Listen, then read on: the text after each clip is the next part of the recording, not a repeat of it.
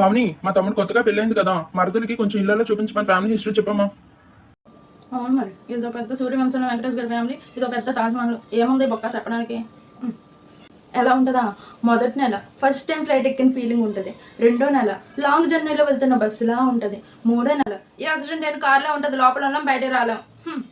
ఇప్పుడు మొదటి కొన్ని రోజులు అబ్బా, ప్రపంచంలో ఉన్న హ్యాపీనెస్ మొత్తం నాకే ఉంది, ఎంత మంచిగా ఉందో నా లైఫ్, జీవితాంతం ఇలాగే గడిపి వచ్చింది.